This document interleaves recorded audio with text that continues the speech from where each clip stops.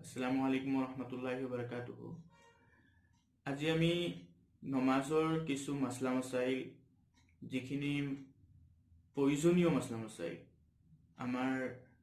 যিখিনি হলেহে আমি নমাজ সম্পূৰ্ণ হিচাপত পঢ়িব পাৰো সুন্নত আৰু ফৰজৰ ৰিআয়ত ৰাখি পিনে আমি নমাজ পঢ়িব পাৰো সেই মাসলা মাসাইলখিনি আমি আজি আপোনালোকৰ সন্মুখত দাঙি ধৰিম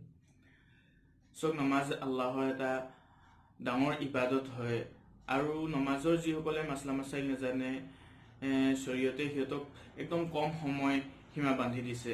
আপুনি কম সময়ৰ ভিতৰত নমাজৰ মাসলা মাসাইল শিকিবই লাগিব আৰু যদি মাসলা মাসাইল নজনাকে আপুনি বা নামাজ নজনাকে যদি আপুনি নামাজ পঢ়ি থাকে আপুনি গুনাহগাৰ হ'ব হেতু কাৰণে প্ৰত্যেকজন মুছলমান যি বালিগ হয় বা তেওঁ মতা মানুহ হোক বা মহিলা হোক লৰা হোক বা ছোৱালী হোক যদি বালিগ হয় তেন্তে তেওঁৰ ওপৰত নমাজৰ হুকুম আহকামখিনি নমাজৰ মাসাইলখিনি নামাজ কেনেকুৱা পঢ়িব লাগে তাক জনা বেহদ জৰুৰী হয় আজি আমি ইমাম সাহাবৰ পাছত কেনেকুৱা নামাজ পঢ়িব লাগে জামাতৰ হৈতে নামাজ কেনেকুৱা পঢ়িব লাগে তাৰ বিষয়ে দুই চাৰিটা মাসলা মাসাইল দাঙি ধৰিম কিছুমান আমাৰ ভুল পৰম্পৰা চলি আছে ভুল মাসলা মাসাইল সমাজত চলি আছে যাৰ কাৰণে আমাৰ নামাজ কেতিয়াবা মকৰুহ হৈ যায় কেতিয়াবা মকৰুহ তহৰিমি হৈ যায় হাৰামৰ ওচৰা-ওচৰি হৈ যায় আমি অতি জৰুৰী যেন আমি সেই মাসলা মাসাইলখিনি জনাটো আমাৰ কাৰণে সবৰ কাৰণে প্ৰয়োজনীয় হয় তে এজন মানুহে যিকোনো এটা ওয়াক্তৰ নমাজ পঢ়িবৰ কাৰণে ইমাম সাহেবৰ পিছত যেতিয়া নমাজ পঢ়িম বুলি ভাবে মসজিদলৈ যেতিয়া আহে তেতিয়া তেওঁৰ ওপৰত সবতকে প্ৰথম তেওঁ নিয়ত কৰিব আৰু নিয়তটো এনেকা নহয় যে আমি বহুত সময় নিয়তত লগাই দিম এটা কথা ভালকে শুনি লব যে নিয়ত কৰাটো নিয়ত কাক কয় নিয়ত কৰাটো কাক কয়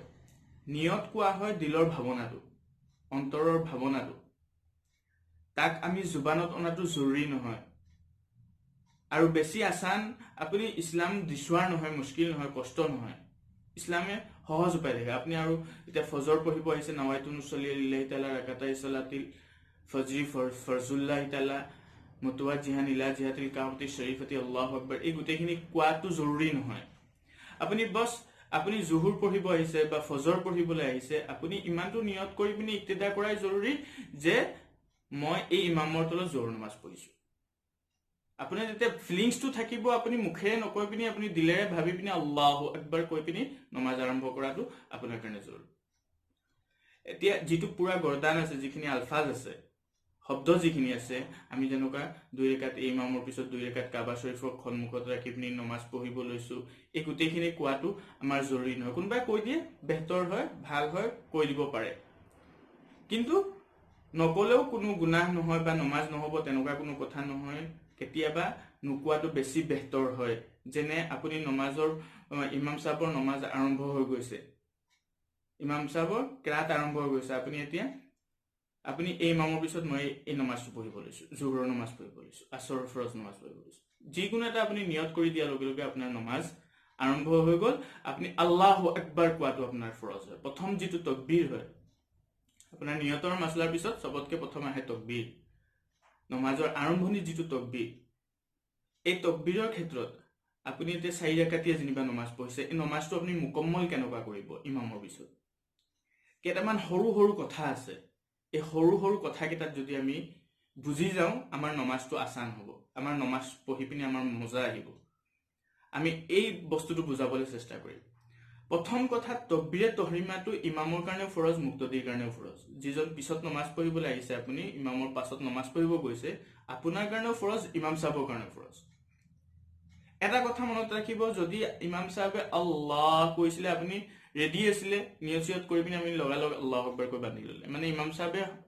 আৰম্ভই কৰা নাই আপুনি আৰম্ভ কৰি দিলে তে গম পোৱা গল যে ইক্তিদায়াত হোৱা নাই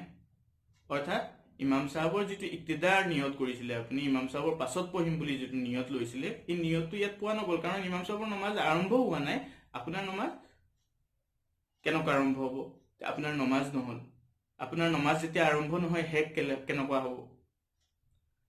তে সবতকে প্ৰথম আমি জানি লোৱা জৰুৰী যে ইমাম সাহেবে আল্লাহু আকবাৰ কোৱাৰ পাছতহে আমি আল্লাহু আকবাৰ বুলি কৈ পিনি নামাজ আৰম্ভ কৰা আপোনাৰ কাৰণেও ফৰজ হয় অকল ইমাম সাহেবে আল্লাহু আকবাৰ কলে আপুনি হাতখন উঠাই পিনি নিয়ত বান্ধি ললে আপোনাৰ নামাজ তেনেকুৱা নহব তে গম পালো যে আল্লাহু আকবাৰ প্ৰথম আল্লাহু আকবাৰ কোৱাটো ফৰজ হয়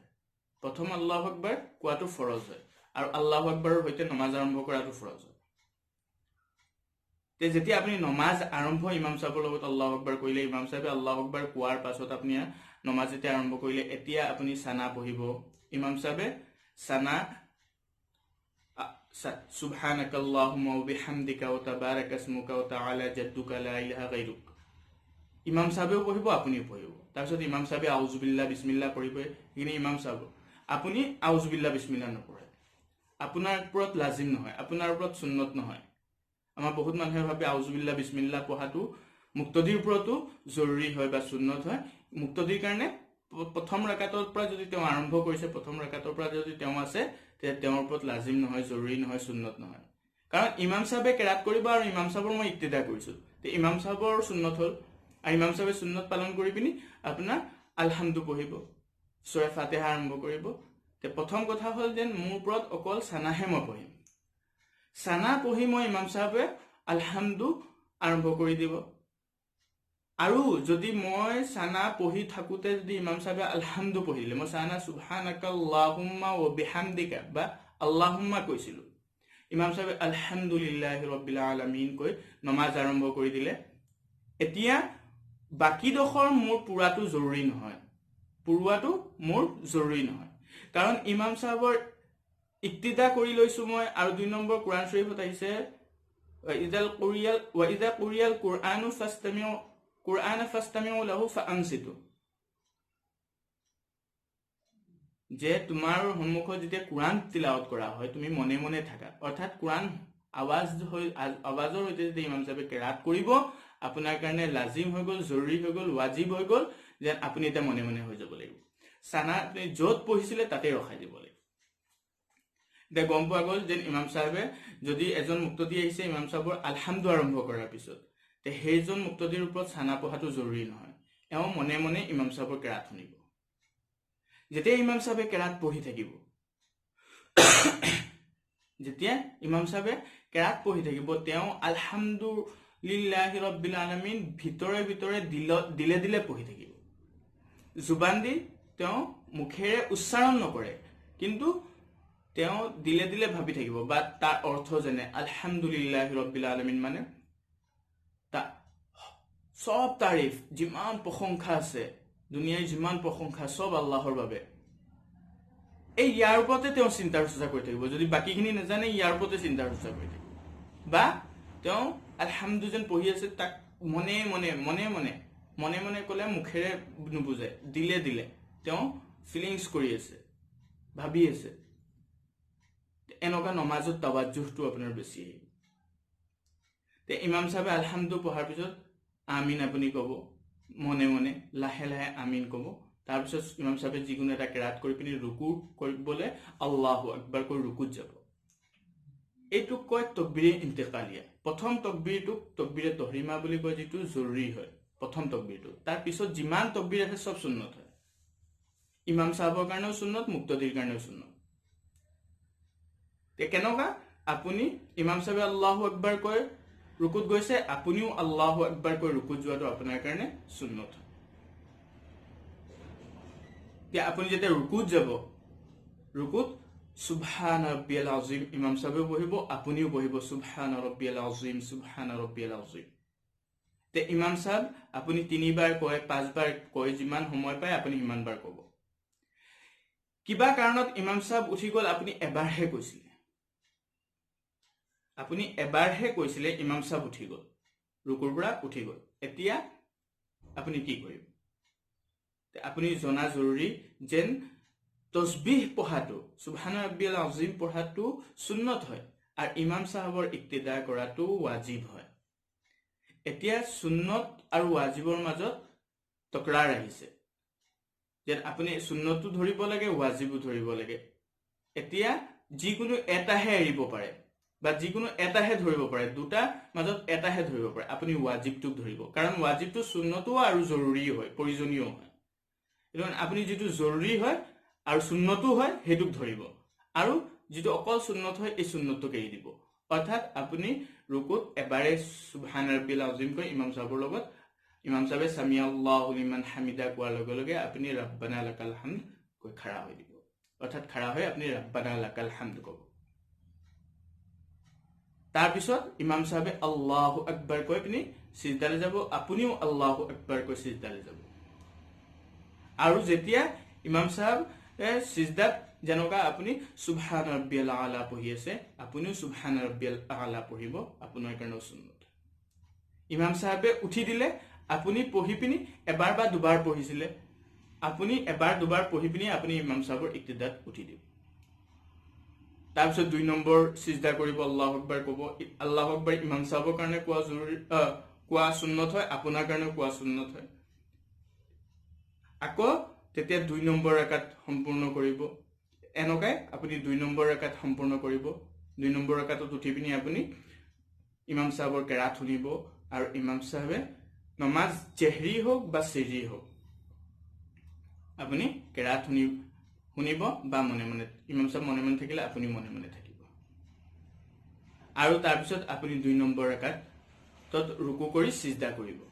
সিজদা কৰাৰ পিছত ইয়াত ইম্পৰ্টেন্ট মাসলা আছে যে আপুনি তশহুদ পঢ়ি আছিলে ইমাম সাহেব তশহুদ পঢ়ি পিনি আত্তাহিয়াতু পঢ়ি পিনি উঠি দিলে এতিয়া আপোনাৰ কাৰণে জৰুৰী কি যে ইমাম সাহেবৰ ইক্তিদা কৰিব নে তশহুদ পঢ়িব 2 নম্বৰ ৰাকাত তে এই মাসলাটো শুনক যে প্ৰথম আপুনি আপোনাৰ তশহুদটো মুকম্মল কৰিব আত্তাহিয়াতু মুকম্মল কৰিব কাৰণ হেতু ওয়াজিব হয় আত্তাহিয়াতু পঢ়া ওয়াজিব হয় ইমামৰ ইক্তিদা কৰা ওয়াজিব হয় প্ৰথম সুন্নতৰ লগত তাজাদ আছিল এতিয়া ওয়াজিবৰ লগত তাজাদ হৈছে তে আপুনি প্ৰথম ওয়াজিবটো আদায় কৰি 2 নম্বৰ ওয়াজিবলে আপুনি অকমান হুনকালে আপুনি তশহুদ আত্তাহিয়াতু মুকম্মল কৰি সম্পূৰ্ণ পঢ়ি আপুনি ইমাম সাহেবৰ ইক্তিদা কৰিব ইমাম সাহেবৰ ইক্তিদা কৰি পিনি আপুনি ইমাম সাহেবৰ লগত উঠিব এনেকা নহয় যেন আপুনি আত্তাহিয়াতু আশহাদু আল্লাহ পাইছিলে ইমাম সাহেব উঠি দিলে আপুনি উঠি দিলে এনেকা নহব কাৰণ ইয়াত আপোনাৰ ওয়াজিব এৰ খাই যাব আৰু ওয়াজিব এৰি দিয়াটো মকৰুহে তহৰিমি হয় গুনাহগাৰ হ'ব আপুনি গুনাহে কবিৰা তে ইমাম সাহেবৰ ইক্তিদা আপুনি ওয়াজিবৰ ক্ষেত্ৰত ইমাম সাহেবৰ ইক্তিদা লাহে ধীৰে কৰিব ওয়াজিব আপুনি ৰাখি পিনি আপুনি ইমাম সাহেবৰ ইক্তিদা কৰিব ওয়াজিব সম্পূৰ্ণ কৰি ইমাম সাহেবৰ ইক্তিদা কৰিব 3 নম্বৰ ৰাকাততো ইমাম সাহেবে সূৰা ফাতিহা পঢ়িব আপুনি মনে মনে থাকিব আপুনি ৰুকুলে যাব ৰুকু কৰি সিজদালে যাব আপুনি যিমান কিটা তাকবীৰ আছে এই তাকবীৰ কিটা ক'ব আপোনাৰ কাৰণে সুন্নত নকলেও আপোনাৰ নমাজত একো নাহে নমাজ হৈ যাব কিন্তু সুন্নতৰ পৰা বঞ্চিত হ'ব তাৰ পিছত 4 নম্বৰ ৰাকাতত যেতিয়া 3 নম্বৰ 4 নম্বৰ ৰাকাত মুকম্মল হ'ব 4 নম্বৰ ৰাকাতত আপুনি তশহুদ পঢ়িলে এতিয়া যদি তশহুদ পঢ়ি থাকোতে ইমাম সাহেবে সালাম ফিৰাই দিলে এফালে সালাম দি দিলে তেতিয়াহলে আপোনাৰ কাৰণে তশহুদ মুকম্মল কৰাটো জৰুৰী হয় আপুনি আপোনাৰ তশহুদ মুকম্মল কৰিহে ইমাম সাহেবৰ পিছত আপুনি সালাম ফিৰাব মানে ইমাম সাহেবে ফিৰোৱাৰ পাছতহে লাগিলে আপুনি পঢ়ি পিনি 10-5 সেকেন্ড দেৰিকে আপুনি সালাম ফিৰাব কাৰণ তশহুদু ওয়াজিব হয় সালামু ওয়াজিব হয় তশহুদ তো ওয়াজিব হয় আৰু ইমাম সাহেবৰ ইক্তিদাও ওয়াজিব হয় আখৰি বৈঠকটো আপোনাৰ কাৰণে জৰুৰী হয় ইমাম সাহেব যেতিয়া বহিব আপুনিও বহিব তো আখৰি বৈঠকৰ কথা বেলেগ কিন্তু তশহুদৰ কথাটো বেলেগ তশহুদ আপোনাৰ কাৰণে ওয়াজিব হয় তশহুদ পঢ়াটো আপোনাৰ কাৰণে ওয়াজিব হয় আখৰি বৈঠকত ফৰজ বৈঠকটোত আপোনাৰ কাৰণে তশহুদ পঢ়াটো ওয়াজিব হয় তে তশহুদ আত্তাহিয়াতু পঢ়ি পিনিহে আপুনি ইমাম সাহেবৰ লগত সালাম ফিৰাব তাৰ পাছত যদি আপুনি দুৰুদ শৰীফ পঢ়ি থাকোতে বা দুআয়ে মাসুৰা পঢ়ি থাকোতে ইমাম সাহেবে সালাম ফিৰাই দিয়ে তেন্তে আপুনি ইমাম সাহেবৰ ইক্তিদা কৰিব আপুনি যিমানখিনি পঢ়িছিলে সিমানখিনিত ৰৈ পিনি আপুনি ইমাম সাহেবৰ ইক্তিদা কৰিব অৰ্থাৎ ইমাম সাহেবে যেতিয়া সালাম ফিৰাই দিব আপুনি তশহুদ পঢ়াৰ পিছত দুৰুদ শৰীফ পঢ়ি আছে আল্লাহুম্মা বাৰিক আলা পঢ়িছিলেহে আল্লাহুম্মা সাল্লি আলা পঢ়ি পিনি আল্লাহুম্মা বাৰিক আলা পঢ়িছিলে বা আল্লাহুম্মা সাল্লি আলা পঢ়িছিলেহে ইমাম সাহেবে সালাম ফিৰাই দিলে আপুনিও লগত সালাম ফিৰাই দিব আপুনিও লগত সালাম ফিৰাই দিব কাৰণ এইটো সুন্নত হয় আৰু সুন্নততকে ডাঙৰ ওয়াজিব হয় আৰু ওয়াজিবটোক আপুনি ফ্লো কৰিব লাগিব এই সুন্নতটো এৰি হলেও আপুনি ওয়াজিব ধৰিব লাগিব এতিয়া আৰু এটা মাসলা এজন ব্যক্তিয়ে লাষ্ট মুহূৰ্তত আহি পালে বা 2 নম্বৰ ৰাকাতত আহি পালে যে ইমাম সাহেব তশহুদত বহি আছিলে বা আখিৰ বৈঠকত আত্তাহিয়াত বহি আছিলে তেওঁ আহি পিনি জড়িত হ'ল 2 নম্বৰ বা 4 নম্বৰ ৰাকাতত জড়িত হ'ল এতিয়া সেইজন ব্যক্তিয়ে তশহুদ আৰম্ভ কৰিছিলে ইমাম সাহেব খাৰা হৈ দিলে বা ইমাম সাহেবে সালাম ফিৰাই দিলে সেইজন ব্যক্তিৰ কাৰণে সালাম ফিৰাই দিলেও সেইজন ব্যক্তিৰ কাৰণে জৰুৰী হয় যে তেওঁ নিজৰ তশহুদটো মুকম্মল কৰিব তাৰ পিছত তেওঁ সালাম ফিৰাব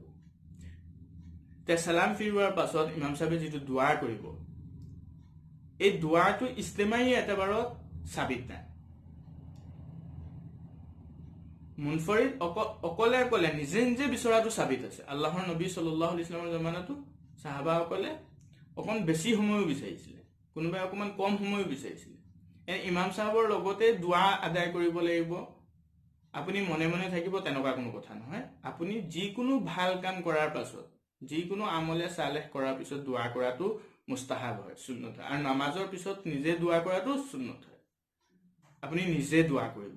আল্লাহৰ ওচৰত আপোনাৰ বেছি বিচাৰিব থাকিলে ইমাম সাহেবে আমিন কৈ দুআ আদায় কৰি দিয়ক আপুনি বিচাৰক